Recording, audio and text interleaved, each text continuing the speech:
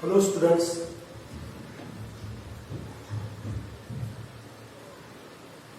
शेवटच्या लेक्चरमध्ये आपण रोटेशनल डायनामिक्स टॉपिक सुरू केला होता. त्यामध्ये आपण कायनेमॅटिक्स ऑफ सर्क्युलर मोशन डिस्कस केलेले. त्यामध्ये आपण काही ज्या व्हेरियस टर्म्स आहेत त्याबद्दल आपण डिस्कशन केलं होतं. Various terms involved in a circular motion and this is called kinematics. Circular motion मध्ये असणाऱ्या वेगवेगळ्या टर्म्स स्टडी ज्याच्यामध्ये आपण करतो त्याला आपण बोलले कायनेमॅटिक्स.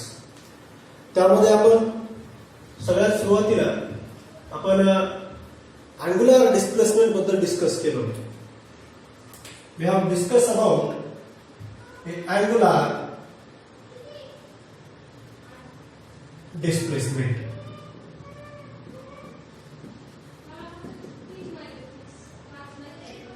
जे की आपण थीटा या सिम्बॉलने दाखवतो.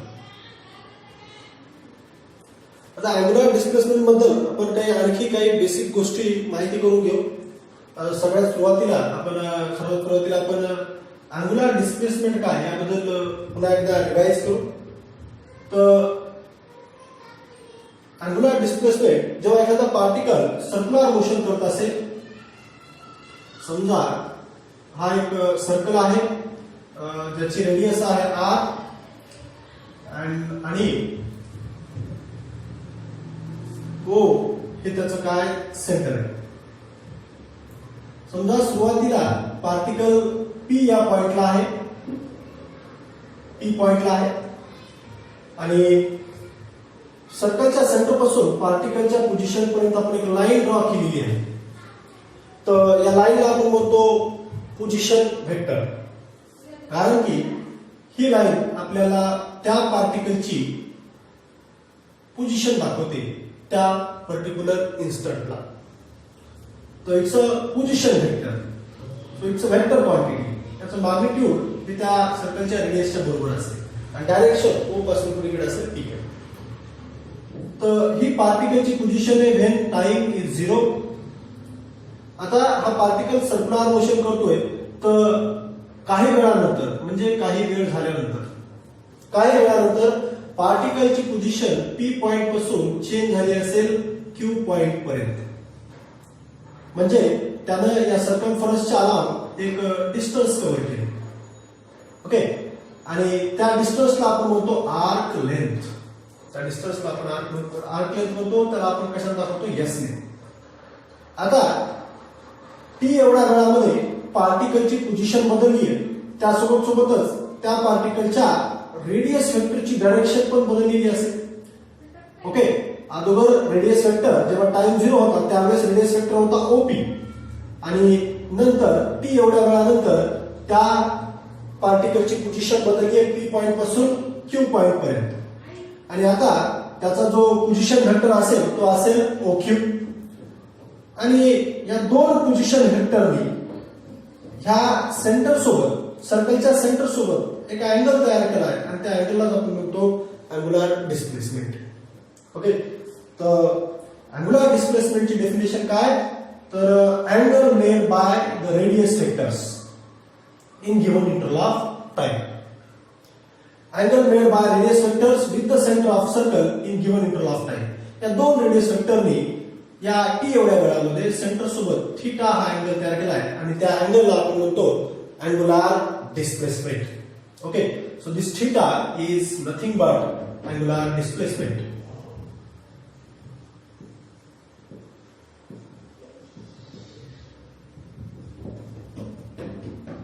Angular displacement. अँग्युलर डिस्प्लेसमेंटचा फॉर्म्युला काय? तर जो प्लेन अँगलचा फॉर्म्युला आहे तोच अँग्युलर डिस्प्लेसमेंटचा फॉर्म्युला आहे. प्लेन अँगलचा फॉर्म्युला काय आहे? तर अँगल किंवा प्लेन अँगल और अँग्युलर डिस्प्लेसमेंट बरोबर arc length divided by radius. Arc length तर त्या आर्क लेंथ म्हणजे काय? तर त्या पार्टिकलनी T एवढ्या वेळामध्ये सर्कम्फरन्सच्या अराउंड ट्रॅव्हल केलेलं डिस्टन्स म्हणजे आर्क लेंथ. आता इथं आर्क लेंथ किती आहे कशाने दाखवली आपण S ने आणि भागिले त्या सर्कलची रेडियस कशाने दाखवली आपण R ने. तर हा त्या अँगुलर डिस्प्लेसमेंटचा फॉर्म्युला. आता फिजिक्स मध्ये आपण फिजिकल क्वांटिटीज दोन भागामध्ये क्लासिफाय केलेले आहेत. एक सदिश आणि दुसरी अदिश, जसे की व्हेक्टर्स आणि स्केलर्स. तर आपण कोणत्या क्वांटिटीला व्हेक्टर क्वांटिटी म्हणतो? अशा फिजिकल क्वांटिटीज ज्या क्वांटिटीला मॅग्निट्यूड पण आहे आणि डायरेक्शन पण आहे आणि त्या क्वांटिटीज व्हेक्टरचे सर्व लॉज उभे करतात, अशा क्वांटिटीला आपण व्हेक्टर क्वांटिटी म्हणतो. आता अँगुलर डिस्प्लेसमेंट ही पण एक फिजिकल क्वांटिटी आहे. ही व्हेक्टर आहे की स्केलर आहे? तर हे दोन्ही आहे. कधी कधी ही स्केलर आहे आणि कधी कधी ही व्हेक्टर आहे. हे आपण समजून घेऊ. त्यावरून आपण या अँगुलर डिस्प्लेसमेंटला दोन भागामध्ये डिव्हाइड केले. तर अँगुलर डिस्प्लेसमेंट हे दोन प्रकारचे समजा. एक finite angular displacement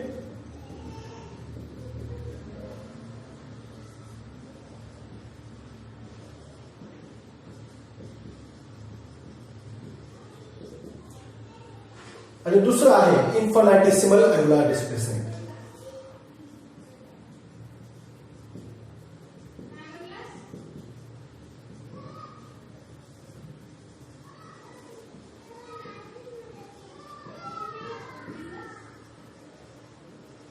infinitesimal angular displacement. तर आपण एक एक टर्म समजून घेऊ. फायनाइट अँगुलर डिस्प्लेसमेंट म्हणजे काय आणि इन्फिनिटेसिमल अँगुलर डिस्प्लेसमेंट म्हणजे काय आणि कोणत्या अँगुलर डिस्प्लेसमेंटला आपल्याला स्केलर म्हणता येईल आणि कोणत्या अँगुलर डिस्प्लेसमेंटला आपल्याला व्हेक्टर म्हणता येईल. तर त्यासाठी आपण स्टार्ट करू फायनाइट अँगुलर डिस्प्लेसमेंट पासून. तर त्यासाठी आपण कन्सिडर करू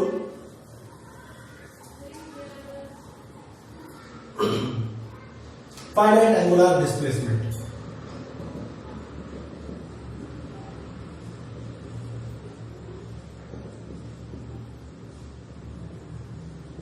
तर यामध्ये आपण कन्सिडर करू की एक पार्टिकल आहे जो सर्क्युलर मोशन करतो. ओके. आणि along the circumference of circle of radius R. त्याची रेडियस आर आहे आणि सुरुवातीला हा पार्टिकल पी पॉइंटला आहे. या ठिकाणी कुठेतरी आहे समजा पी पॉइंटला आहे सुरुवातीला, म्हणजे जेव्हा टाइम कसा असेल 0 त्यावेळेस पार्टिकल पी पॉइंटला आहे. तर हा ओपी त्याचा असेल पोझिशन व्हेक्टर कोणत्या टाइमला t=0 ला. आता हा पार्टिकल कोणती मोशन करतोय? Circular motion. आता हा पार्टिकल त्यांनी त्याची जागा बदलली आहे आणि हा एक पी पॉइंट पासून कुठे आला तर समजा क्यू पॉइंटला आला, तिथे आला. आणि हे जे डिस्प्लेसमेंट झाले ते काही मेजरेबल टाइम इंटरव्हल मध्ये झाले, टी एवढ्या टाइम इंटरव्हल मध्ये झाले. आता टाइम जास्त आहे, मेजरेबल आहे, जास्त आहे, हा टाइम लार्ज आहे. टाइम लार्ज असेल तर या दोन पोझिशन व्हेक्टरने, सुरुवातीला पोझिशन व्हेक्टर होता ओपी आणि दुसरा पोझिशन व्हेक्टर आहे ओक्यू. तर टाइम जर लार्ज असेल तर तयार झालेला अँगुलर डिस्प्लेसमेंट हे पण कसं असेल? लार्ज. आणि अशा अँगुलर डिस्प्लेसमेंटला आपल्याला बघायचं फायनाइट अँगुलर डिस्प्लेसमेंट. म्हणजे असं अँगुलर डिस्प्लेसमेंट जे का लार्ज टाइम इंटरव्हल मध्ये झालेले, अशा अँगुलर डिस्प्लेसमेंटला आपल्याला म्हणायचे फायनाइट अँगुलर डिस्प्लेसमेंट. आता जेव्हा हा पार्टिकल फायनाइट अँगुलर डिस्प्लेसमेंट करतो तर तेव्हा यांनी या सर्कमफरन्सच्या अराउंड जे ट्रॅव्हल केलेलं डिस्टन्स आहे त्याला काय म्हणतो आपण? Arc length. Okay. Arc length. आता ही एक लेंथ आहे. तर लेंथ आपल्याला माहिती आहे कोणती क्वांटिटी आहे? Scalar quantity. Okay. So length ही स्केलर क्वांटिटी. आणि याचा फॉर्म्युला काय?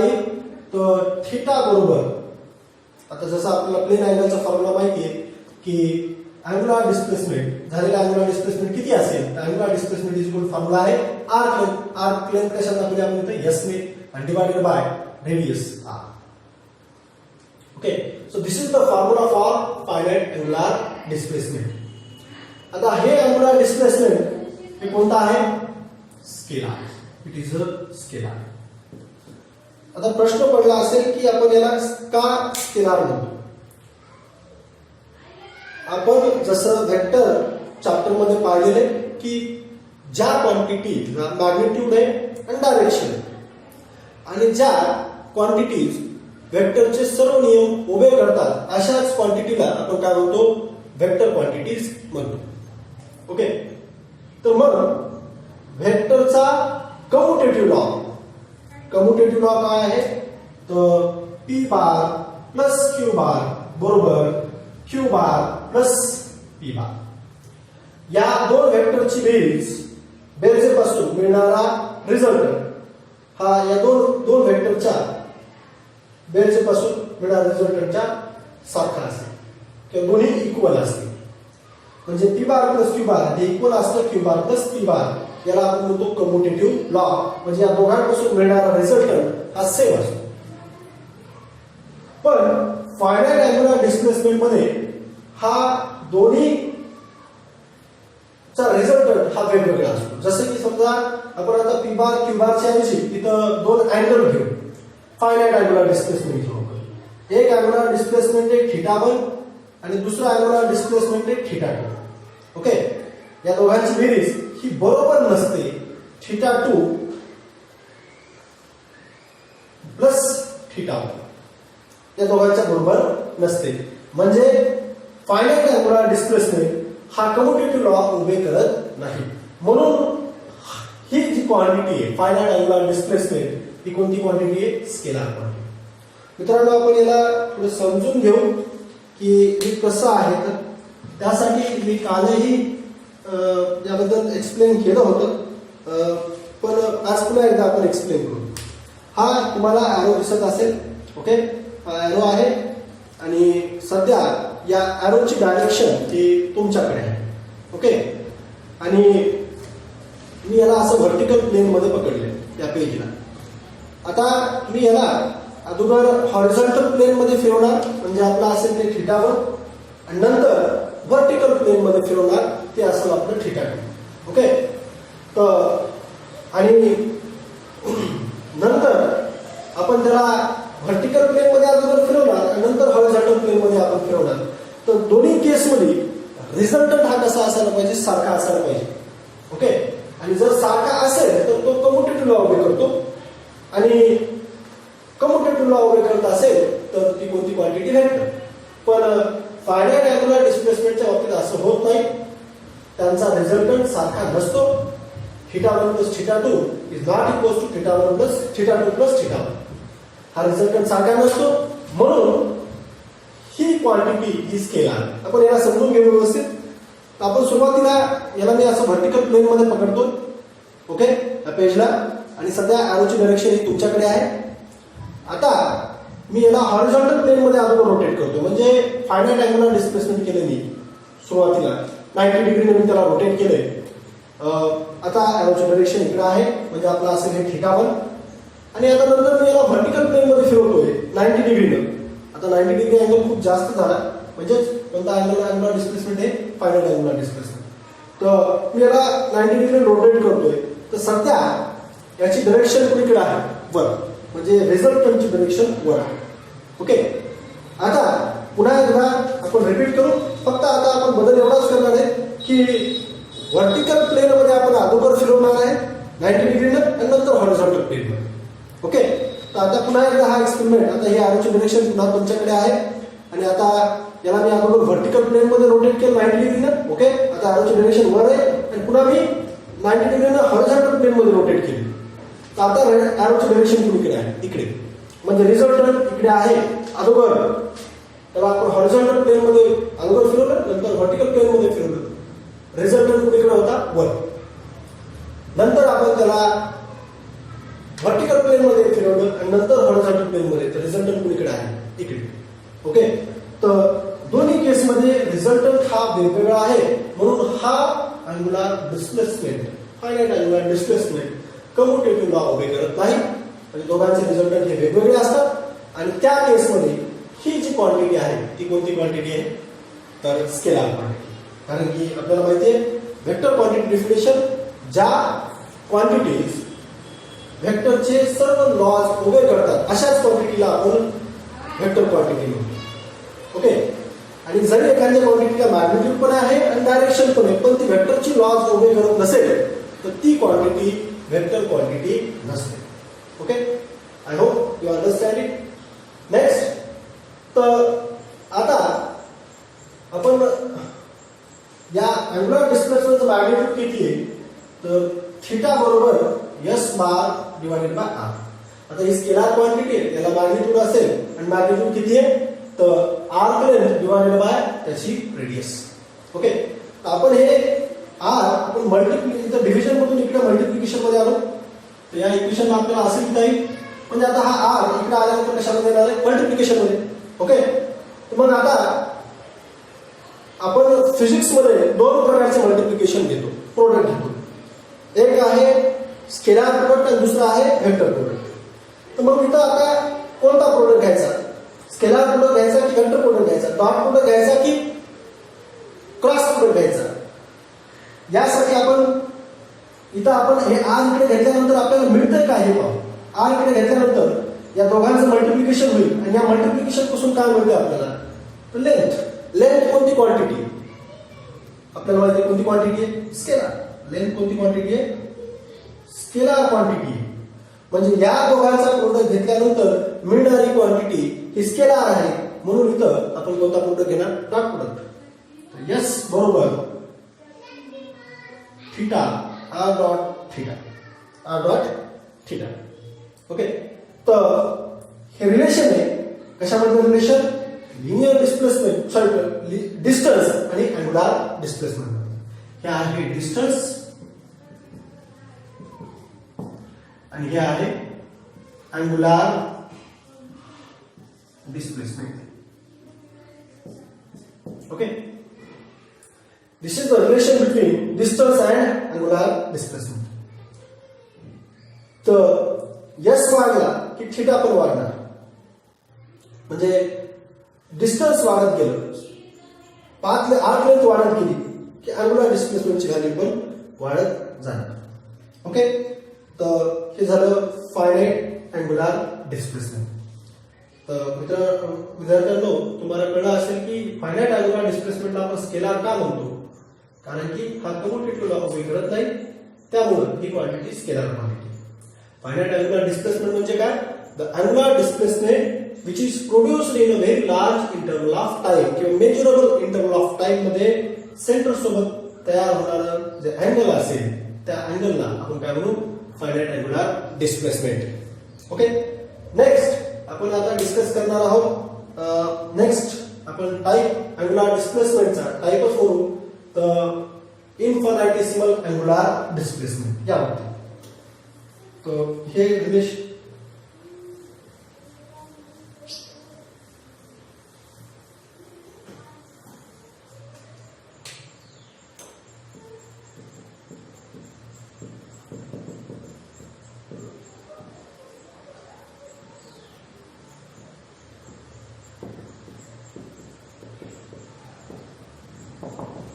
इन्फायनाइटेसिमल अँगुलर डिस्प्लेसमेंट. तर आपण इन्फायनाइटेसिमल अँगुलर डिस्प्लेसमेंट मध्ये म्हणजे काय, तर आपण एक इलुस्ट्रेशन घेऊ, एक इलुस्ट्रेशन कन्सिडर करू. एक पार्टिकल आहे जो सर्क्युलर मोशन करतोय, सर्कमफरन्सच्या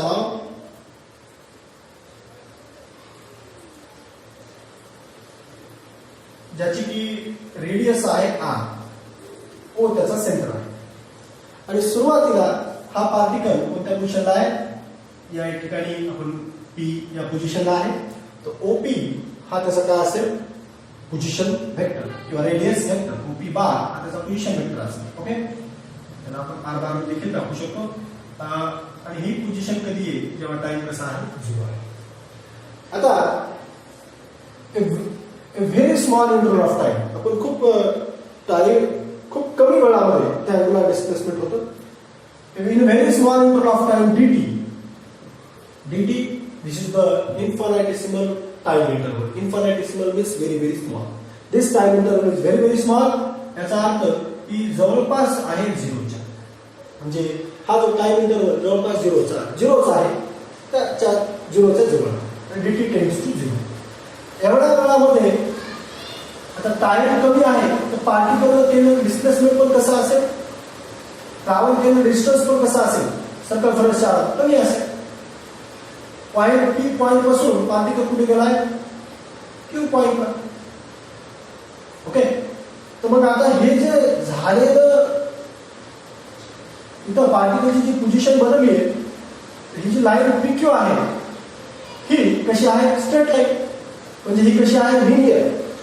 आणि याला मॅग्निट्यूड पण आहे, की त्याची लांबी म्हणजे त्याचा असेल मॅग्निट्यूड, आणि याला काय असेल त्या ठिकाणी डायरेक्शन कशी असेल, टँजेन्शियल. ओके, म्हणजे PQ जे आहे हे आहे लिनियर डिस्प्लेसमेंट. कारण की टाइम इंटरवल खूप कमी आहे, त्याने कव्हर केलेलं डिस्टन्स हे खूप कमी असेल, म्हणून याला आपण म्हणू लिनियर डिस्प्लेसमेंट. हे एक्झॅक्टली स्ट्रेट लाईन. ओके, तर आता नवीन पोझिशन व्हेक्टर आपल्याला इथं मिळेल OQ, आणि या दोन पोझिशन व्हेक्टरने तयार केलेला अँगल पण कसा असेल, small. Okay, so this is the angular displacement produced in very small interval of time. खूप कमी वेळामध्ये सेंटर सोबत तयार केलेलं अँगल असेल ते असेल इन्फिनिटेसिमल अँगुलर डिस्प्लेसमेंट. ओके, तर आता या ही जी क्वांटिटी आहे इन्फिनिटेसिमल अँगुलर डिस्प्लेसमेंट, ही कोणती क्वांटिटी आहे, व्हेक्टर क्वांटिटी. आता ही व्हेक्टर क्वांटिटी का आहे, का याला मॅग्निट्यूड पण आहे, डायरेक्शन पण आहे, त्याबद्दल आपण नंतर डिस्कस करणार आहे. आणि विशेष म्हणजे ही व्हेक्टरचे लॉज उभे करते. व्हेक्टरचा कोणता लॉ उभे करते, तर कम्युटेटिव्ह लॉ. जसं आपण एक फायनाइट अँगुलर डिस्प्लेसमेंटच्या बाबतीत डिस्कस केलं होतं, कम्युटेटिव्ह लॉ उभे करत नाही, पण हा infinitesimal angular displacement commutative law उभे करतो. याचा अर्थ काय, dθ1 plus dθ2 is equals to dθ2 plus dθ1. म्हणजे रिझल्टंट कसा असतो तो सेम असतो. तर आपण हे समजून घेऊ एका इलुस्ट्रेशन थ्रू. इलुस्ट्रेशन आपण सेम एक्सपेरिमेंट रिपीट करणार आहे, फक्त आता जो अँगुलर डिस्प्लेसमेंट जे होणार आहे ते खूप स्मॉल असेल, कारण की टाइम इंटरवल स्मॉल. ओके, आपण अगोदर फायनाइट अँगुलर डिस्प्लेसमेंट मध्ये जे अँगुलर